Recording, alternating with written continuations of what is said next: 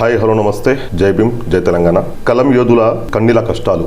Media వర్గం కష్టాల్లో ఉన్నప్పుడు నాయకుల కళ్ళలో కనిపించని జర్నలిస్టుల గూడు కనిపించదా? వాళ్ళ కష్టాలు కనిపిస్తలేదా? ఈ నాయకులకు రాయబారి విందులు కనిపిస్తాయి కానీ అనారోగ్యంతో ఉన్న జర్నలిస్టులు కనబడరు. తమ అవసరానికి, తమ వ్యక్తిగత రాజకీయానికి వాడుకుంటున్న జర్నలిస్టులకు ఆరోగ్యం పట్ల శ్రద్ధ చూపని నాయకులు. మరి ఓట్లు వేసి ప్రజలు గెలిపించిన ప్రజలకు వీళ్ళు ఏం బాగు చేస్తారు? ఓట్ల కోసం పాకులాడుతూ పోటీ పడి విర్రవరిగే మాటలు మాట్లాడే నాయకులు కలం యోధుల కన్నీళ్లు కనిపించవా? ఎంతో మంది విలేకరులు ఈ నాయకులకు అనుకూలంగా వార్తలు వేస్తూ వారి రాజకీయ ఎదుగుదల కోసం వీళ్ళు స్క్రిప్ట్లు, వార్తలు పంపిస్తుంటే, ఫోటోలు పంపిస్తుంటే ఈ పత్రికా విలేకరులు పాపం అమాయకులు పత్రికా విలేకరులు ఈ రాజకీయ నాయకులకు అనుకూలంగా వార్తలు వేస్తూ 200కో 300కో ఆశపడుతూ ఆ వార్తలు వేసిన ఆ విలేకరే, పత్రిక రాసిన విలేకరులే జీవన యుద్ధం చేస్తుంటే ఈ రాజకీయ నాయకులు మౌనంగా ఉంటారు. మన డివిజన్లలో, మన గ్రామాల్లో, మన జిల్లాల్లో, మన నియోజకవర్గంలో స్థానిక నాయకులు కూడా, స్థానికంగా ఉన్న నాయకులు కూడా మౌనం వహించడం, ఇది తెలంగాణ రాష్ట్ర విలేకరులందరూ తలదించుకునే పరిస్థితి. ఇది విలేకరుల దౌర్భాగ్యం అనుకుంటా. రాష్ట్రంలో ప్రజా సమస్యలపై వాస్తవాలు వెతికి తీసిన వాడు ఆరోగ్యం కోసం తలుపులు తట్టుకోవాల్సిన పరిస్థితి ఉంది. మరి నాయకులకు ప్రశ్నిస్తే శత్రుకు మారిపోతున్నాడు. ఈ విలేకరులు నిజం రాస్తే ద్వేషం, జోకుడు వార్త రాస్తే ప్రశంసలు, ప్రజల కోసం రాసిన వార్తలకు ప్రశ్నలు, అక్రమ కేసులు, అక్రమ దాడులు. అదే ఈ విలేకరి ఈ నాయకుల కోసం రాసే వార్తలకు పుష్పలు తెలుసు కదా. ఆ అనారోగ్యంతో బాధపడుతున్న విలేకరి ఆ ఇంటికి వచ్చి 4-5 రకాలుగా పండ్లు తీసుకొచ్చి కూర్చొని తలకాయలు కింద పెట్టుకొని ఆ నాయకులకు బ్రోకర్ ఉంటాడు, ఎప్పటికి ఫోటోలు తీస్తా ఉంటాడు. మన పని అదే. ఆ ఫోటోలు తీస్తూ వీళ్ళు ఏదో బాధపడుతుంటూ పెద్దగా వీళ్ళు వచ్చి ఈ విలేకరికి పెద్ద లక్షల్లో కోట్లు ఆదుకున్నట్టు, ఏదో పెద్ద బాధపడుతున్నట్టు మనసులో ఏదో ఉంటది. కానీ బాధపడినట్టు ఎండిపోయిన ముఖాలు పెట్టుకొని తలకాయలు వంచుకొని పెట్టుకుంటే ఆ బ్రోకరు ఫోటోలు ఇస్తా ఉంటాడు. ఆ 4 పండ్లు చేతిలో పెట్టి 2,000-3,000 చేతిలో పెట్టి బయటకు వచ్చి ఒక వార్త పెడతాం. మళ్ళా విలేకరు అనారోగ్యంతో బాధపడితే పోయి మేము అరుచుకున్నాము, మేము పోయి ఆరోగ్య పరిస్థితి తెలుసుకున్నాము అని మళ్ళా ఒక రకాలుగా పత్రికల్లో వార్తలు వస్తాయి. అప్పుడు మా విలేకరు పాపం అమాయక విలేకరులు నిజమే కదా, పాపం మా విలేకరులకు నాయకులు ఆదుకుంటున్నారు, మరి పెద్ద గొప్ప రాస్తాడు. కానీ అది ఏం కాదు. 4 రకాలుగా పండ్లు చేతిలో పెట్టేసి పెద్ద వానికి ఆదుకున్నట్టు ప్రచారించుకుంటాడు. 19 రోజులుగా అనారోగ్యంతో బాధపడుతున్నా నేను ఈ రోజు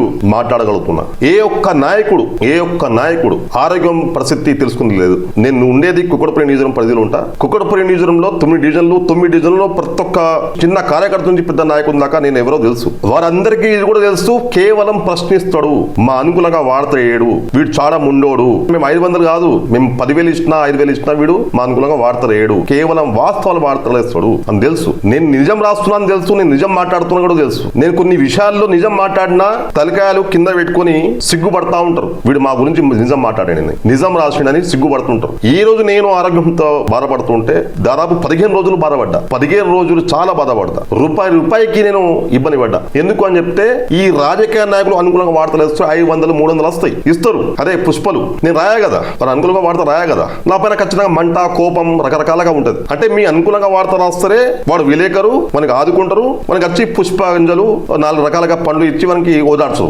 వాస్తవ వార్త రాసే విలేకరులకు ఏ యొక్క రాజకీయ నాయకుడు ఆదుకోవడానికి స్పష్టంగా సాక్ష్యం నేను అంటున్నా. ఈ 3 పార్టీలు, అది బీజేపీ కావచ్చు, అది కాంగ్రెస్ కావచ్చు, బీఆర్ఎస్ పార్టీ కావచ్చు, ఒక్కరు మొదలు ఒక్కరు డ్యాషన్ కూడా తిట్టుకున్న రోజులు ఉన్నాయి. అయినప్పటికీ మళ్ళీ సాయంత్రం మళ్ళీ ఒకటే ఇక్కడ అర్థం చేసుకోవాలి. మా విలేకరేమో ఈ 500కు పాపం కడుపు దిబ్బల కోసం లేదో అమాయకత్వమో వీడు తిట్టిన కదా అనిపి వీడు పెద్ద వార్త రాస్తాడు. వీనికి రాజకీయంగా పెద్ద నాయకులకు చూయించుకుంటూ డివిజన్లలో, నియోజకవర్గాలలో, జిల్లాలలో మా నాయకుడు, మా కార్యకర్త పనిచేస్తున్న వాళ్ళు చూడండి, మన పార్టీ కోసం కష్టపడుతున్నాం, మన పార్టీ కోసం పోరాడుతున్నాము, పాలకులపై ప్రశ్నిస్తున్నాము, ఈ రకంగా వాళ్ళు ప్రచురిస్తుంటారు. కేవలం ప్రచురించడం కోసమే. అందరూ ఒకటే, దొంగలందరూ ఒకటే. ఇవన్నీ చేయడానికి, కార్యక్రమాలు చేయడానికి ఎవరైనా ప్రశ్నించినా, ఎవరికి ధ్యాసను తిట్టినా కూడా ఈ విలేకరు అవసరము. ఈ నాయకులు ప్రతి ఒక్క స్టేట్మెంట్, ప్రతి ఒక్క అక్షరం పైన కూడా కావాల్సింది పత్రిక విలేకరులు. పత్రిక విలేకపోతే వాళ్ళు బతుకు లేదు. జర్నలిస్టులు లేకపోతే, పత్రిక విలేకరులు లేకపోతే, డిజిటల్ మీడియా జర్నలిస్టులు లేకపోతే ఈ రాజకీయ నాయకుడు ఎదుగుదల ఉండదు. వీరి రాజకీయంగా ఎక్కడ ఒదిగాడు.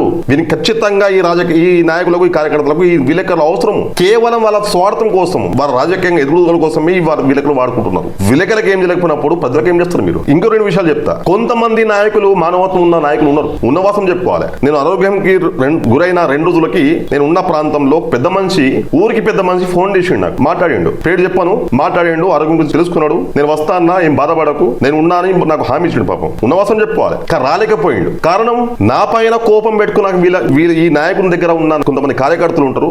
ఊర్లో ఏం జరుగుతుంది, ఊర్లో ఎవరి ఇంట్లో ఏమవుతున్నారు, ఎవరి ఇంట్లో ఏమైతుంది అన్ని తెలుసు వీనికి. వీని తీట ఎక్కువ కాబట్టి వీడు అందరి గురించి తెలుసుకునే ప్రయత్నం చేసుకుంటాడు. వీనికి ఒకటే పని, వీని పని పాట ఉండదు. వాని ఇంట్లోనే వానికి తిరగని బియ్యం ఉండయి, వాని ఇంట్లోనే వారికి సంసారం సరిగా ఉండదు. కానీ మంది సంసారం ఏం జరుగుతుందని వీనికి పెద్దగా ఫిగర్ ఉంటుంది వీనికి. కాబట్టి వీడు ఏం చేస్తాడంటే, ఈ నాయకునికి ఫోన్ చేసి, మానవత్వం ఉన్న నాయకులు ఆదుకోవాలి విలేకరులకు, కలం యోధుడు ఒక విలేకరు, ఆ రకం కొంతమంది మానవత్వం ఉన్న నాయకులు ఒకవేళ ఈ విలేకరికి ఆదుకునే ప్రయత్నం చేసిన ఈ చిల్లర కార్యకర్త ఆపే ప్రయత్నం చేస్తుంటారు. ఆపిని కూడా మంది ఇంట్లో పుల్ల పెట్టాడు వాడు బ్రోకరే ఎప్పటికీ.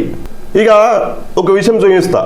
2 రోజుల క్రితము కుక్కటపల్లి ఎమ్మెల్యే కృష్ణారావు గారు బానగఢ్ డివిజన్ పరిధిలో ఫేరస్గూడలో ఒక దేవాలయం గురించి ఏదో కార్యక్రమం చేసిండు. ఒక వేరే పార్టీకి సంబంధించిన నాయకుడు కౌంటర్ ఇచ్చే ప్రయత్నం చేసిండు. దేవాలయాలకు చేస్తున్న కార్యక్రమాలు, పుణ్యం చేసుకుంటున్న కార్యక్రమాలకు కూడా ప్రశ్నిస్తాము, కౌంటర్ ఇస్తాము, అది తప్పు, ఈయన కరెక్ట్ చేయలేడు, అది ఇది మాట్లాడడం. దేవునికి సంబంధించిన కార్యక్రమాలు చేసినప్పటికీ కూడా అందులో కూడా ప్రశ్నిస్తామంటే సిగ్గుపడాలి. ప్రజలకు ఉపయోగపడే ప్రశ్నించండి. ఆ ఎమ్మెల్యే కౌంటర్ ఇస్తూ ఒక స్క్రిప్ట్ పెట్టి, నేను అనారోగ్యంతో తెలుసు, వార్తలు వేస్తలేను, వార్త రావట్లేదు నా ఛానల్లో అయినప్పటికీ కూడా నాకు పర్సనల్ పంపించిండు, అన్న వార్త అని. సిగ్గులేదు అవినికి. నేను అనారోగ్యంతో ఉన్నప్పుడు ఒక ఫోన్ చేసి, అన్న ఆరోగ్యం ఎట్లా ఉంది, డబ్బులు ఆశ కాదు, డబ్బులు ఇస్తేనే ఆదుకోవడం కాదు, కనీసం వచ్చి ధైర్యం ఇవ్వడం, అన్న ఎట్లా ఉన్నావు, అన్న ఆరోగ్యం ఎట్లా ఉంది, నువ్వేం పడకు, మేము ఉన్నాం, మీలాంటి ప్రశ్నించే గుంతులు మాకు కావాలి, ఒక మాట అని చెప్తే ఆ మాట వేరు ఉంటుంది, ఆ ధైర్యం వేరు ఉంటుంది. ప్రతి దానికి డబ్బులు ముఖ్యం కాదు.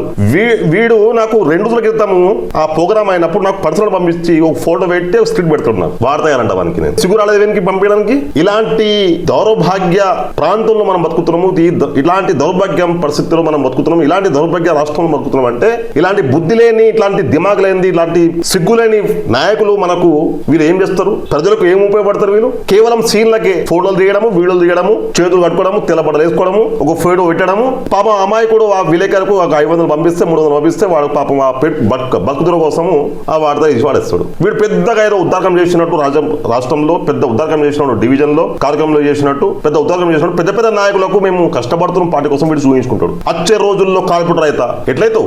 సిగ్గులేంది నీకు, ఎట్లా కార్పొరేటర్ అవుతావు? సిగ్గులేంది ఎట్లా ఎమ్మెల్యేతావు? సిగ్గుండాలి.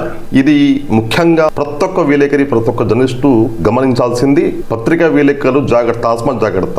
చాలా మంది విలేకరులు కూడా ఈ రాజకీయ నాయకుల మాయమాటలు నమ్మి కేవలం 200-300 బతుకుదెరువు కోసం చేస్తున్న కొంతమంది విలేకరులు కూడా నష్టపోతున్నారు, బాధపడుతున్నారు, ఎంతో ఇబ్బంది పడుతున్నారు. అర్థం చేసుకోవాలి. సమాజము మారాలని మనము ప్రజలకు చైతన్యం చేసే మనం చైతన్యం కాకపోతే ఎట్లా? మరి మనమే చైతన్యం కాలేమో, మన దాంట్లో మార్పు రాలేదు, మరి సమాజానికి ఏం మార్పు చేసే ప్రయత్నం చేస్తాం? ఇక్కడ అర్థం చేసుకోవాలి. ఉన్నవాసం చెప్తున్నది కూడా మీకు కూడా తెలుస్తుంది, నేను ఏం చెప్తున్నానో మీకు కూడా తెలుస్తుంది. ఈ రాజకీయ నాయకులు, ఈ లుచ్చాలు, ఈ లవ్వకంగాలు విలేకరికి, ఒక జర్నలిస్ట్కి ఆపద వస్తే, కష్టాలు వస్తే ఏ రాజకీయ నాయకుడు ఆదుకోడు.